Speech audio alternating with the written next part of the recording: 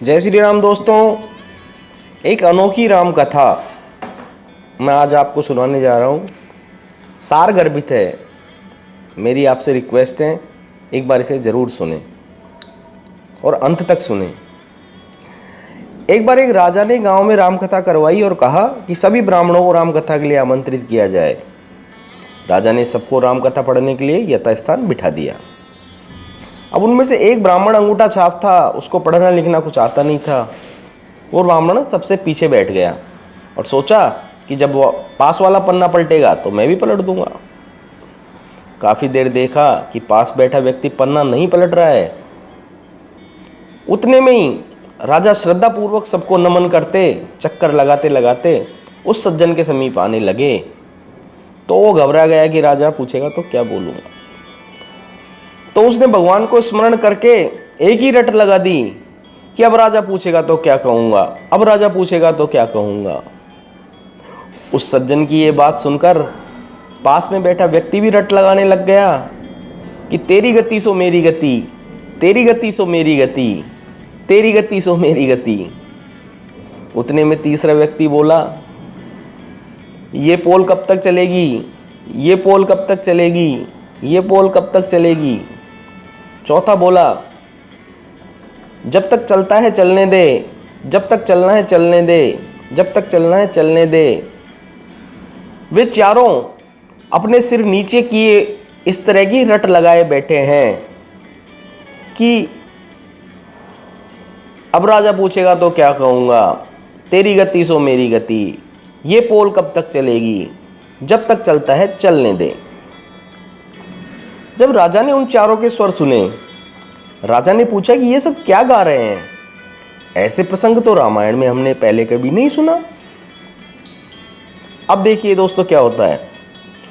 उतने में ही एक महात्मा उठे और बोले, महाराज ये सब रामायण का ही प्रसंग बता रहे हैं। पहला व्यक्ति है, ये बहुत विद्वान है। ये बात जो ये बोल रहा है सुमंत ने कही थी। जब राम लक्ष्मण सीता जी को वन में छोड़ घर लौटते हैं तब ये बात सुमंत कहता है कि अब राजा पूछेंगे तो क्या कहूँगा, अब राजा पूछेंगे तो क्या कहूँगा। फिर राजा ने पूछा कि ये दूसरा कहता है कि तेरी गति सो मेरी गति। महात्मा बोले, महाराज ये तो इनसे भी ज़्यादा विद्वान है। किष्किंधा कांड में जब हनुमान जी राम लक्ष्मण जी को अपने दोनों कंधे पर बिठाकर सुग्रीव के पास गए तब ये बात राम जी ने कही थी कि सुग्रीव तेरी गति सो मेरी गति। तेरी पत्नी को बाली ने रख लिया और मेरी पत्नी को रावण ने हरण कर लिया। राजा ने आदर से फिर पूछा कि महात्मा जी ये तीसरा बोल रहा है कि ये पोल कब तक चलेगी। ये बात कभी किसी संत ने नहीं कही। बोले, महाराज ये तो और भी ज्ञानी है। लंका कांड में अंगद ने रावण की भरी सभा में अपना पैर जमाया तब ये प्रसंग मेघनाथ ने अपने पिता रावण से किया कि पिताश्री ये पोल कब तक चलेगी। पहले एक वानर आया और वो हमारी लंका जलाकर चला गया और अब ये कहता है कि मेरे पैर को कोई यहाँ से हटा दे तो भगवान श्री राम बिना युद्ध किए वापस लौट जाएंगे। ये पोल कब तक चलेगी। फिर राजा बोले कि चलो ठीक है, ये चौथा बोल रहा है। वो बोले, महाराज ये इतना बड़ा विद्वान है कि कोई इनकी बराबरी कर ही नहीं सकता। ये मंदोदरी की बात कर रहे हैं। मंदोदरी ने कई बार रावण से कहा कि स्वामी आप जिद छोड़ सीता जी को आदर सहित राम जी को सौंप दीजिए, अन्यथा अनर्थ हो जाएगा। तब ये बात रावण ने मंदोदरी से कही थी कि जब तक चलता है चलने दे, जब तक चलता है चलने दे।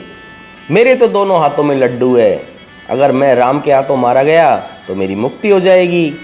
इस अधम शरीर से भजन वजन तो कुछ होता नहीं और मैं युद्ध जीत गया तो त्रिलोकी में मेरी जय जयकार हो जाएगी। राजा इन सब बातों से चकित रह गए कि बोले कि आज हमें ऐसा अद्भुत प्रसंग सुनने को मिला कि आज तक हमने नहीं सुना।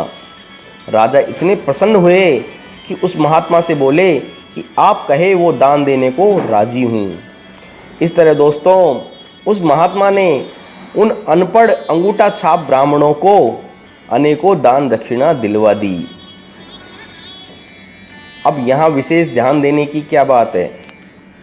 इन सब बातों का एक ही सार है कि कोई अज्ञानी, कोई नास्तिक, कोई कैसा भी क्यों न हो, रामायण, रामचरितमानस, भागवत जैसे महान ग्रंथों को श्रद्धापूर्वक छूने मात्र से ही सब संकटों से मुक्त हो जाते हैं। और भगवान का सच्चा प्रेमी हो जाए, उनकी तो बात ही क्या है। मत पूछिए दोस्तों कि वो कितने धनी हो जाते हैं। जय श्री राम, जय श्री राधे कृष्णा। हमारा चैनल कैसा लगा, संग कैसा लगा, कमेंट बॉक्स में ज़रूर बताइए। और अभी तक आपने सब्सक्राइब नहीं किया है तो सब्सक्राइब कीजिए, अपने सोशल मीडिया पर शेयर कीजिए। धन्यवाद।